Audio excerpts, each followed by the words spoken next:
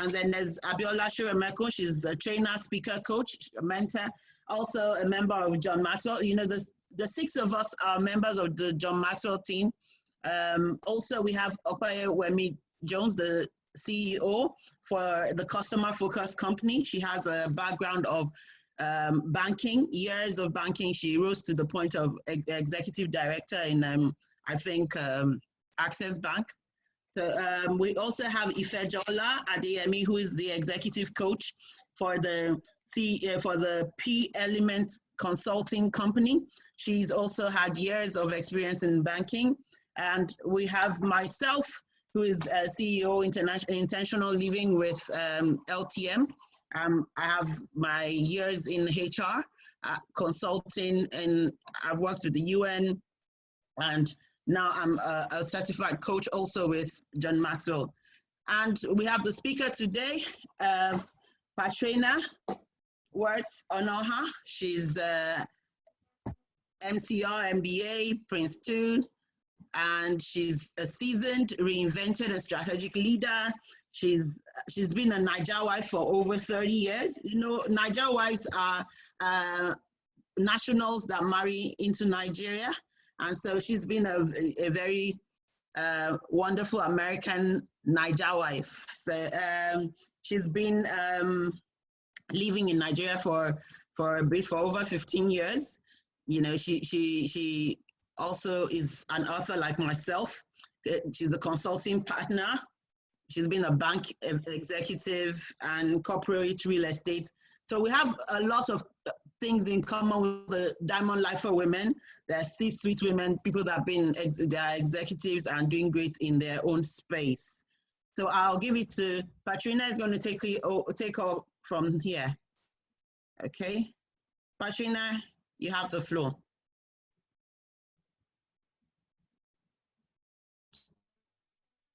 You can unmute. Okay. Hello, are you there? Am I unmuted now? Yes, you are. Yes, you are. Ooh, let's just say who's everybody. How you doing? I'm good. Thank you. Doing? Well, I'm loving seeing smiles on the other end. And Shola, she's intense. I love it. That intensity is showing. I love it. I love it.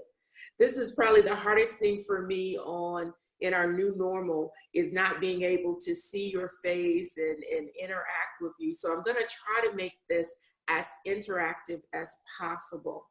Is that going to be okay? We are also doing something different with simulcasting across on the Facebook. So you'll see me address the Facebook group from time to time, and hopefully we can make it all work.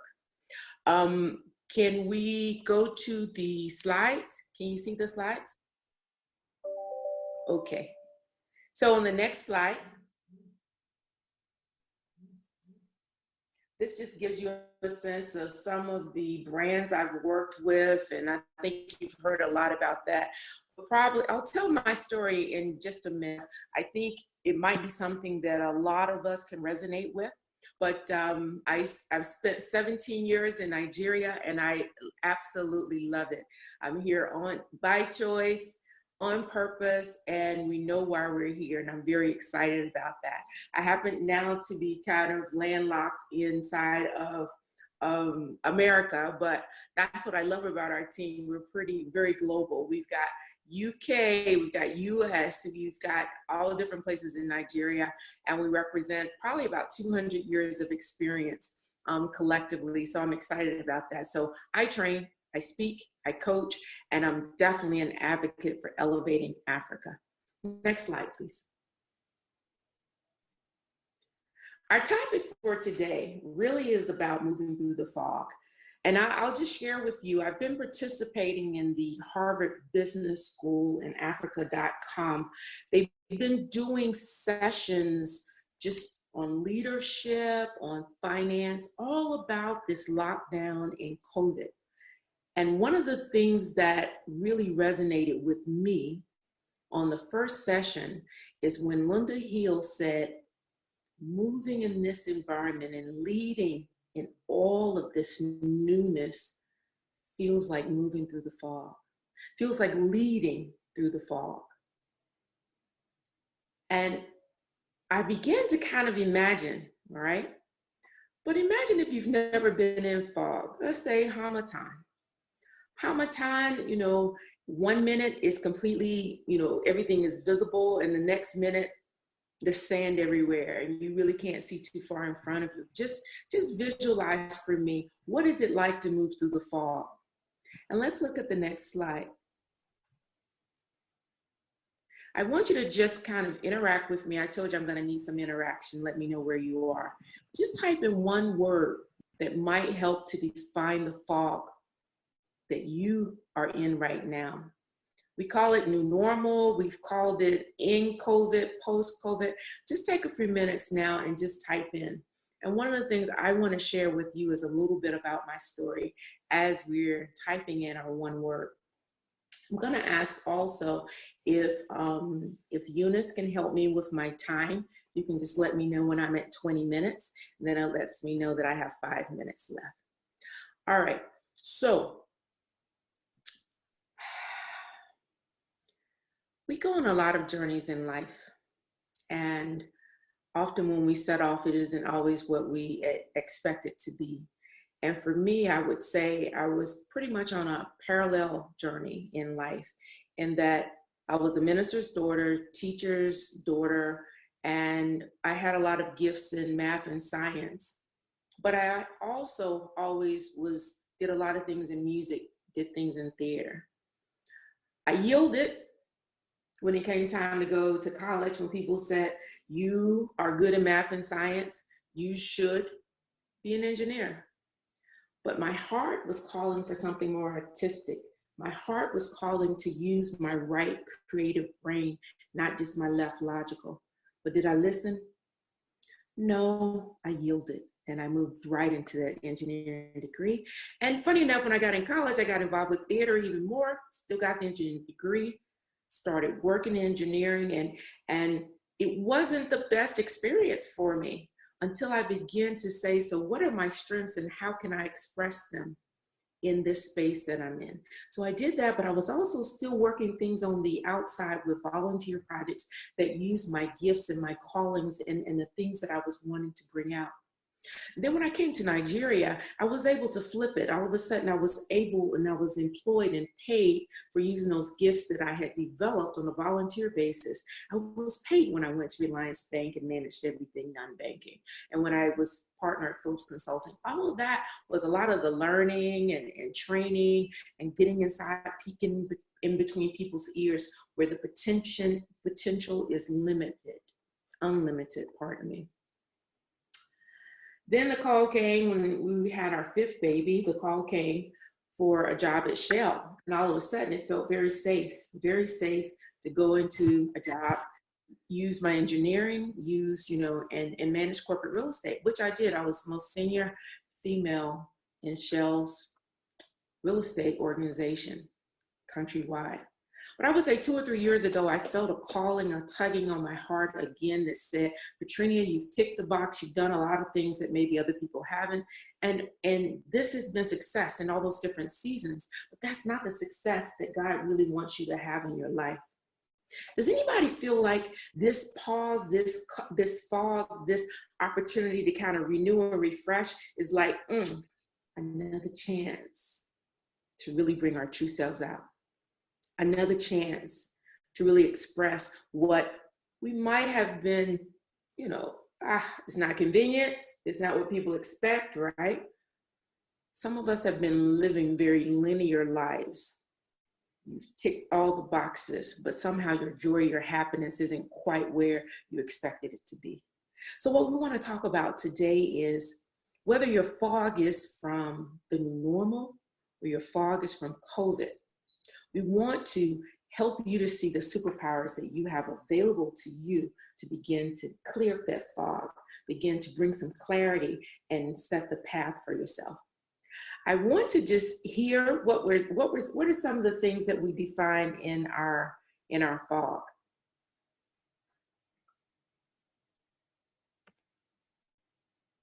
Let's see if I can see any of those. Okay, I'll read out to you. We've got uncertainty, we've got complexity, options, confusion, adaptation opportunities, blurs, yeah. Mm-hmm. Yeah. Options, confusion. So we've got some positive and negative, because sometimes when you're multifaceted, multi-talented, the options, are many, and that could be part of the confusion. Let's just look at the next slide. Thank you for sharing this. For many of us, moving from the normal, if we're not aware of it, some of us have really experienced grief. We've experienced, oh, thank you. I have some over here too. We've got unclear, we've got growth. Thank you for that. Thank you for those offerings, because the way we see things and the way we view things is truly the way we do things. And often we're not even aware or conscious of how we see things. What I have on the screen now is the 7 stages of grief. And those of you joining through Facebook will be sharing the email with you. We'll be sharing the slide deck with you. So we're just keeping a log of who's there. Now, when you move from normal to abnormal or new normal, you're really saying goodbye. All these disappointments, all these expected graduations, expected parties, expected this, expected that. We've had to say no and somehow bottle this pain somewhere. Some of us have packed it well. Others have packed it in pounds. Some of us have packed it in all different ways, constructive and non-constructive. But I want to invite you to just see, where are you on the 7 stages of grief? I mean, most of us went through the shock, right? Shock was first. Surprise, how could this be? Denial, disbelief, then frustration. My goodness, what's going on? When are we gonna, get back to normal? Depression is at the very bottom. How many of us are in depression? How many of us have visited there and try to come out but cycle back to it, right? Then experiment. Experiment is that next stage of grief. Decision now begins to say, I'm learning how to work in the new situation. I'm feeling a lot more positive. So you've got some people who are beginning to see the positiveness. They see the growth, right? We heard some of that. The confusion might still be back in experiment and depression. And the very last piece of the curve is integration. Integration means changes. We're integrating those changes. We're becoming renewed and reviewing, and we're retrieving that newness out of this. What is the opportunity in this? One of the things that we'll talk about a little later is how to get value out of brokenness. Let's look at the next slide. I want to ask you, do you think you have any superpowers? Those of us with kids, I know I have some friends here. Janet and I usually hit the movies when the new movies come out. We have boys, so we like to look at the Avengers. You've got Black Panther, you've got all of these people. But I say to you today that we have superpowers within us, and they're called the 6 intellectual faculties. They will help you to clear the fog. And I'll tell you why in just a minute. Little background. Napoleon Hill is the one who discovered and put this whole package of intellectual faculties together. And over the years, people have been adding to it. If you remember, Think and Grow Rich was a compilation in the early 1900s where Napoleon Hill studied millionaires and people who had excelled at their game. And he picked up patterns because what? Success leaves clues. And those patterns begin to show that there are 3 planes of consciousness, 3 planes of existence. The highest one is our spiritual. And regardless of what we worship, I'm sure there will be no argument that there's something bigger than us as individuals. I hope you would agree. So in that spiritual plane, you then have on earth is this physical, which is a manifestation. Now people say everything begins in the mind. So when you come up with an idea, it's existing in the spiritual out in the future, perhaps, before it actually manifests itself. Well, here's something for you, because generally people talk about the spiritual and they talk about the physical, but where's that bridge? What brings them together? I dare say that these intellectual faculties are the bridge between what comes out in the physical and manifests in manifestation and what is happening in the spiritual at the highest level. And we're going to be just kind of saying, when you're moving through the fog, oftentimes you can't see, right? Your normal five senses fail you. You can't see. You may not be able to even feel. You know, we were showing the ship. Let's look at the next slide. So it's very important that we begin to engage. We begin to become very conscious and learn how to use beyond the five senses. And the way I like to share this is that studies show that 97% of us already use these capabilities unconsciously. But the power comes through the conscious engagement. So when you can't see, and when you can't feel, and when you can't smell your way, and I'm being metaphorical, you need to be able to know what else is available for me. And these 6 intellectual capabilities, I'll drill them out for you. But the first one is perception. The first faculty that's available and just waiting for you to draw down on it is perception. The second one is reason. Third is will. Fourth is memory. Fifth is imagination. And sixth is intuition. And let's drill down on the next slide. First thing on perception, I want you to tell me, how many legs do you see on the bottom of the elephant? How many legs? Just real quick. How many people see 4? Okay. Let me see if I can angle this a little bit. Can you see 4? I don't know. Can you see 4? Can you see 5, 6, 7, 8? Okay. Lola, help me. Let's disclose. If you said 4, all right, you see 8. All right, I like that. We see 8. Okay. If you see 4, if you see 5, if you see 6, 7, or 8, we're all right. Because guess what? Many of us who only expect that an elephant would have 4 legs, we're just gonna say, what? 4 legs. Those of us that are a little more curious and say, why is she asking? Maybe this is a trick question. You'll drill in a little deeper and you can see where the lines are drawn. You've got the one way in the back that is obvious leg, but the one in between those two could also be one. Hi there. So the key with perception is it's an edited version. It's an edited version of our view of the world. And it's what we see is what's true for us. Let's look at the next slide. When it comes to perception, I want you to think about how many of you see a butterfly? Does anybody see a butterfly? Does anybody see 2 faces? How about 4 faces? When it comes to perception, whatever you see, just like when people say, I believe I'll be successful, or I think I'm a good person, whether you believe it or not, it's true because we make our realities. Let's look at the next one. Butterfly and 2 faces. Thank you very much. And Mother Teresa, right? That looks like Mother Teresa. But you know, if you dig a little deeper, you'll see hands. You'll see Princess Diana. I'm gonna go on because our Facebook friends aren't getting to enjoy this, but I think I wanna just land with that point. So with perception, it's a function of your awareness, because what you're able to perceive is a function of how deeply you look at, how aware are you.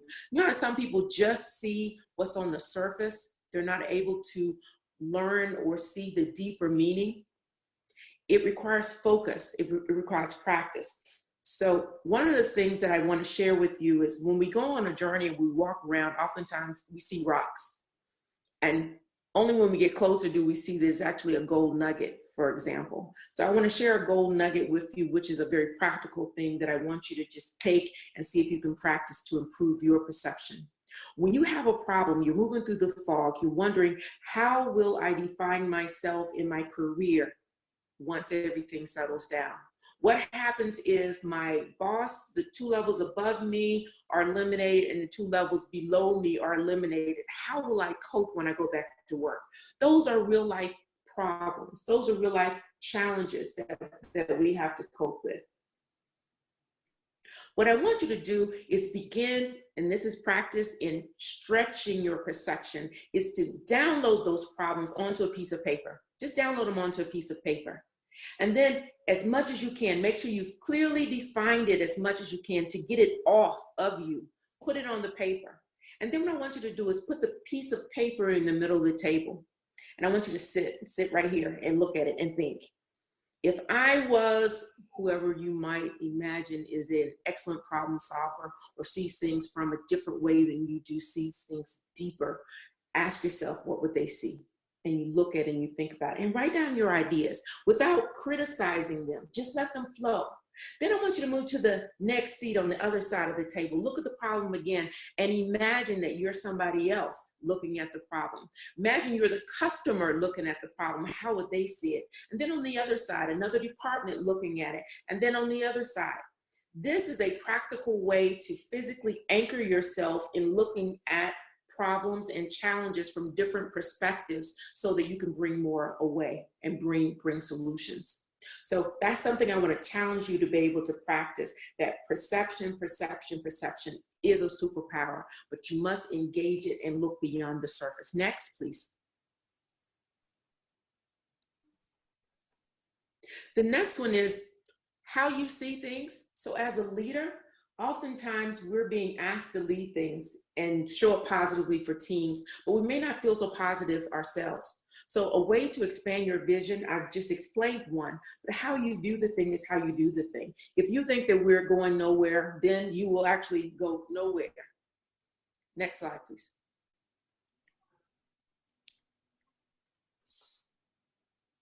So Wayne Dwyer said this, when you change the way you look at things, the things you look at change. And I always use the example of, have you ever bought a car and then you see the car everywhere? Now, do you think it's a fluke that once you bought the car that everybody else started buying the car as well? I don't think so. It's your reticular activating system. It's neuroscience.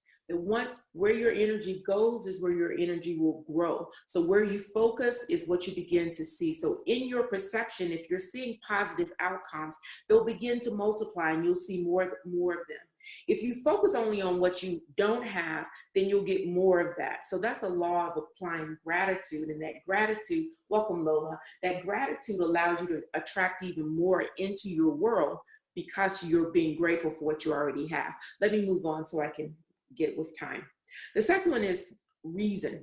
Reason is simply your ability to think through, aim of obtaining a clear outcome. It's your deductive capabilities, your ability to bring different facts, different pieces together and selectively choose what thoughts you will have.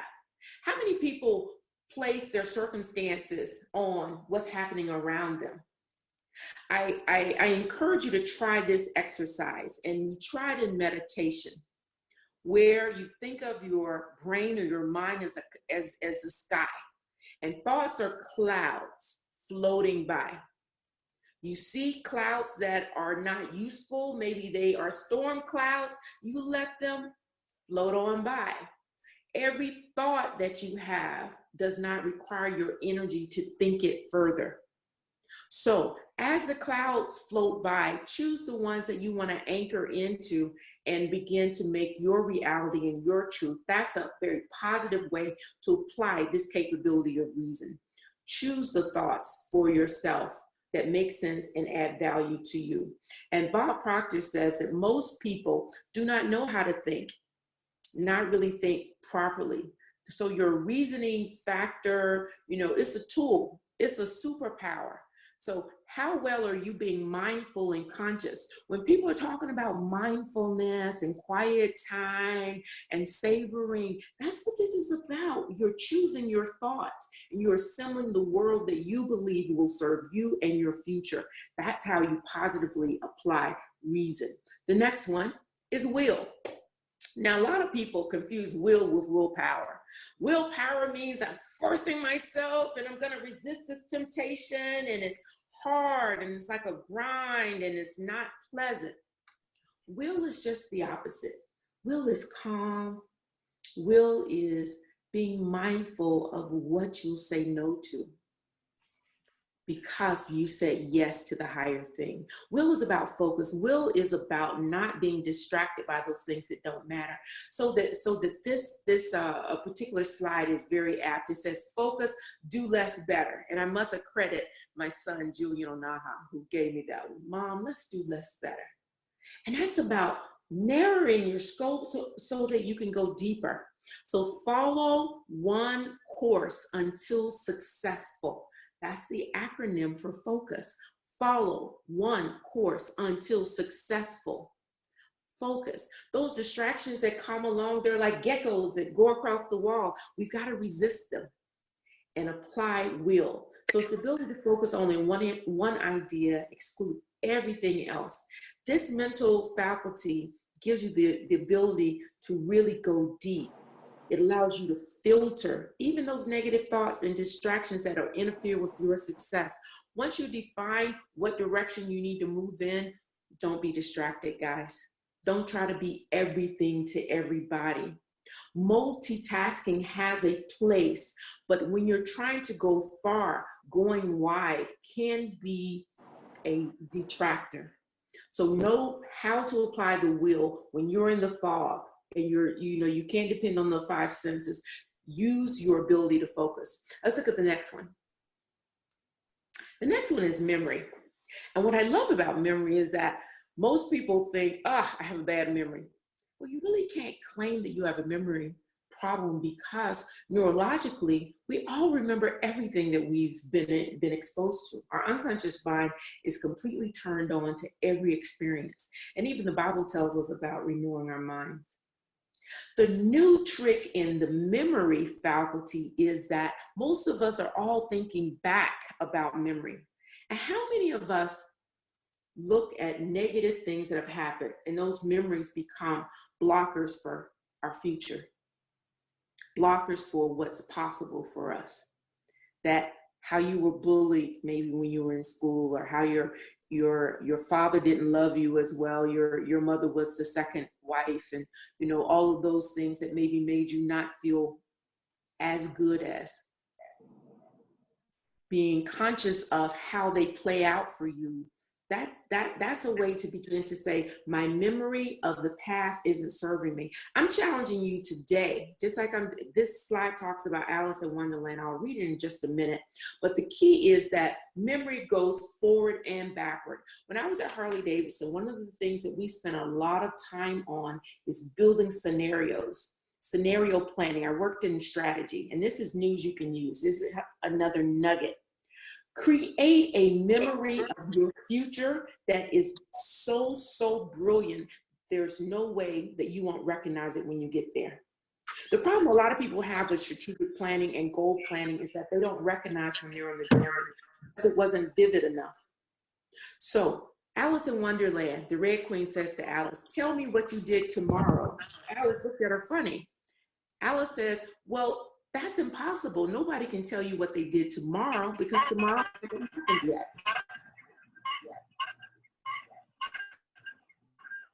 With pity, the Queen says to Alice, well, it's a pretty poor memory that only works in one direction. So for me, I'll tell you my story. I actually write. Maybe you can help me. There seems to be a little echo. Yes, I think you need to reduce the volume of your other device because everybody is muted. That's what I was checking. Okay. Let's just check here. Ooh.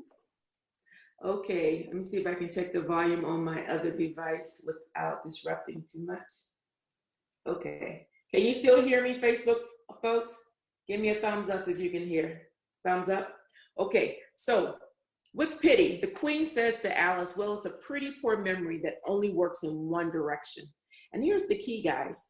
I actually write letters to myself about the future that I want. I create a memory of it. And if you think about the example of, I think of where my boys were advocating for a dog. We never had a dog, but I was being cat people. But they started on that journey of having a dog. They began to create a memory of the future they wanted. What's it going to be like when we have a dog? They begin to show us pictures of the dog and say, we want this kind of dog. Look what the dog will do, bringing us studies, so we're embedding in our neural system that future. So it's very difficult for us not to begin to, we just talked about the other capability, right? We begin to see those things that we put energy into and the opportunities come. So with your memory, make sure that you're using your memory in both directions to begin to shape your future. And on the other side, with your memories, select those memories that serve you. Those that once you become conscious, and that's the key, once you become conscious of those memories that aren't serving you, put them in a box and drop them in the ocean, pick them up some other time. The next one is imagination. And imagination, Napoleon Hill actually thought this was the most potent, because imagination is about expanding your mind, expressing, learning, and growing. So when you create a picture of something, you place it there. That's that key thing of coming up with that vividness, right? But you're creating it. And I love Paul Martinelli, who's one of our mentors, and John Maxwell. He ends every mail with "hold that image." And in holding that image, it draws you to it. I always say to people, it's not that we don't aim high enough sometimes, it's that we begin to shrink our goals to match our current reality. So we lose that tension. So in holding that image, that's about having that imagination, that visualization, maybe simply define the formation of mental images and pictures. This is why we do vision boards, right? This is why we begin to make pictures, because pictures connect better with how our brain is wired. We don't look at facts and figures and remember them well. When you think about getting in a boat, or imagine the experience of getting in a boat, no one's drawing the dimensions of the boat. What you're doing is feeling and seeing a picture of the boat. So harness this power of imagination. Cultivate and encourage it in those around you. If you're leading a team at work, you're leading a team at home, harness and advance your goals, dreams, and desires at lightning speed by harnessing this power of imagination. The next one is actually my favorite, intuition, and it's number 6. This is, I get Napoleon Hill, and he came up with it, so I have to yield to him. But for me, Petrina found at the edge of her ability to solve everything and have all the variables was a very spiritual opportunity. It's called intuition. And anybody that's worked with me knows that there are times and I just predict things and they're like, where'd they come from? So I was predicting all the time or getting messages down from God, but it took me a while before maybe I verbalized them or believed in my intuition or believed in the gut. My experience was I'll tell that story. I'll save that story for another time. But the power of intuition is that it's spiritual, very, very spiritual. And it's at a spiritual engagement.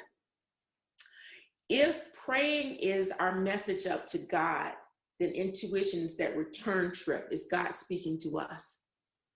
And my husband always says, well, intuition was working all the time. It was you that was not responding. It was you that was not consciously picking the vibration that was being sent to you and doing anything with it, trusting your gut. By gosh, guys, we've been through so many experiences that we need to begin to trust ourselves and not question ourselves so much. When we get a feeling, we don't always have to have an equation to solve it. We need to be able to just express it. And that's what bringing intuition is like. If you're feeling rudderless in your life, like you're not going in the right direction, what you might be missing is your intuition. You're not plugging into the power of intuition. So when I told you my story, when I began to then plug into intuition, what happened to me? I went to a conference where I was supposed to speak, and I ran into someone who I trained 13 years ago, and she told me all the things that when I was at Phillips Consulting that she had learned, she had applied, and what she was doing with her life. I'm like, wow, she's now heading IFC in Washington, D.C. This next lady, I met her when she was in college, and she reminded me, I didn't even recall her. And she began to say, you impacted me. She's now a business development manager for, what's that new Japanese place that has come this everywhere in Nigeria? God began to send me signals that were validating what I was wondering about myself. And it was only when I turned down the volume, it was only that I turned down the volume could I hear. So let's look at the next one, because this is where we're going to engage everyone. I've been talking probably 20 minutes now. What I want to do is just see how many of you know the first one. If something bothers you, what do you need to change? What do you need to change if something's bothering you? You can feel free to type in. Maybe should we? You want to or type? I like to hear some voices. Let's just shout it out. See what you got. Hopefully that won't be too unruly. No, that's fine. Okay. Okay. Change your perception. How many people think it's perception? Is it perception? Perception. Change your perception. Okay. Did I make these too easy? Okay. It is perception. So if something bothers you, you need to change your perception. And we talk so much about it, right? Practical application. Putting something on the table, whether it's you've written out all the problem, but it's the value that you're attaching to it, and move around and think about it different ways. So Bob Proctor calls it your enhanced ability to choose your thoughts. What's the name of this faculty? Name it. Remember choosing your thoughts. Remember the clouds. Your mind is like the sky, and your clouds are like your thoughts. You have the ability to choose what thoughts you think, right? So in thinking, this one is called reason. So the answer is reason. I didn't see anybody type in. Okay, so is that a 0 for everyone? Okay, so the next one is the mental faculty called blank. Gives us the ability to focus only on one idea and exclude everything else. What was the name of that faculty? Can you hear me? Can you see me? I'm sure I can hear you. So I'm sure people are thinking. They're just thinking. Yes. No. Thanks for trying. It's not memory. I likened it to willpower, but I said that there's a difference between it and willpower. The mental faculty is called will. Will gives you the ability to focus. Remember, focus, do less, better. That's the key. The next one then is the mental capacity of retaining, reviving facts, events. What's that one? Okay.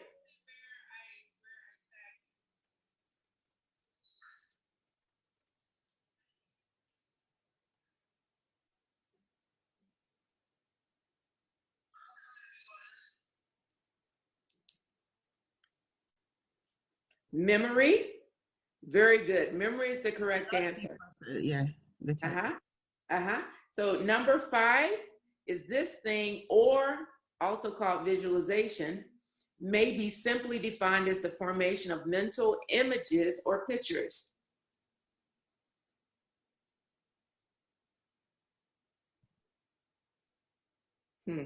Imagination. There we go. Imagination. All right. So number 6 is the realization and recognition of some condition or occurrence, where said realization and recognition transpires with seemingly little or no involvement of the individual's physical senses. I'll give you that one. This one's intuition. This is where you didn't really contribute anything. This is just you turning down your volume so you're able to hear the divine. And it's about aligning yourself with the frequency and becoming conscious of it. All right. So I want you to just think about, maybe you can type, we spent a short time together. Did anybody get unlocked with a new ways to engage on the fog? Did anybody get excited about maybe an opportunity for how they can improve and move to the next level and harness this opportunity in the brokenness to grow? Yes? I hope we got some yeses. Yes? Okay. So I want to just look at the next slide, just for time. Yes, thank you, Modupe. Do you have a plan for growth? Growth of a tree is natural, but it still needs manure, still needs rain. Growth. Growth is not natural. Do you have a plan for growth? Let's go to the next slide. Okay, keep on going. That's just my end anchor kind of slides. What next? Knowing these higher faculties and how they work, you can develop and use them to achieve anything you want in your lives. Our Creator has given us the tools. Become the superhero in your own story. One of the things that we wanted to talk to you about today, besides sharing this teaching, which I hope enriched you in some way, maybe you can give us some thumbs or high fives or whatever. You know, I always like for like scores. 1 would be no value, 5 would be great if you have time for that. But really what we want to begin to say, this is just a sampling of the journey that we'll be going on with something called Living the Diamond Life. And what I want to do is maybe look at the Diamond Life slide and hand over to Ife Jola, who take us through some questions and answers. And then we can see if what types of questions we have from the, you know what, let's go through Diamond Life, because then you could be logging your questions. Can I hand over to you, Ife Jola or Lola, for the next slide? That's fine. Can we all just say thank you by thumbs up or wave for Patrina? She did a very good job, a great job. Let's say thank you to her. I'll be taking the questions and answers, and then we'll go and let you know about the Diamond Life shortly. Thank you. If you Did you have learn anything new? Sorry? Okay, that for you. I'll leave that for you. All right, Shola. Okay. Thank you so much, Shola. Thank you, Abimbola. Eunice, thank you. Okwe, thank you. Abiola, everyone. Thank you for your thumbs up. Now we'll be taking the questions and answers. So you want to type out or you want to unmute, you can just raise a hand. I know someone has been raising their hand. Modupe has been raising their hand for a bit. You want to, I'm going to unmute you and then you ask your question. Okay, thank you, Fejola. Hi, Modupe. Hello, can you hear me? Yes, we can. Thank you. Okay, I don't know if I missed some part of it. Well, I definitely did. So I don't know if my question has been answered in the first part of it. I joined at about 12 minutes past 7. So, but I just wanted to find out, I was actually invited to attend this by Eunice Thomas. I've worked with her for nearly 2 years now, and she invited me to join in on the conversation, which I found very enlightening. We've had a few discussions about this before, the post-COVID, the new normal. So, and I like the angle that Patrina came from as well, trying to let us know about, you know, that the deep parts of it, the thinking deep and then acting out based on intuition and then the different faculties that she trained on. But from the beginning, I think that there's something that I may have missed, because what I actually want to know is is this like a group? Is there a way we get to join this group, or can anyone just come on and learn and then apply it into their lives, or is there a certain group that we have to join in? Okay, thank you very much, Modupe. I'll give that to Ifejola. Ifejola, can you please just answer her question, and then maybe someone else will take the next question. All right, thanks, Lola. Modupe, thanks for that question. So the Diamond Life, or Living the Diamond Life, is beyond a group. It's a program. It's basically a sort of a mentoring stroke growth program for rising women at any stage that you are in your life, whether you're running a business, you're in a professional career. The way that we run the program is going to run for a 6-week period, This particular session is just a teaser to show you what it's all about. So we have about 6 of us coaches that are running this program, and I think I don't know if you got the link to register, but there is a registration link that shows you what the investment is to join the program and to basically go through the transformation that you want to go through the period of the program, which is for the next 6 weeks.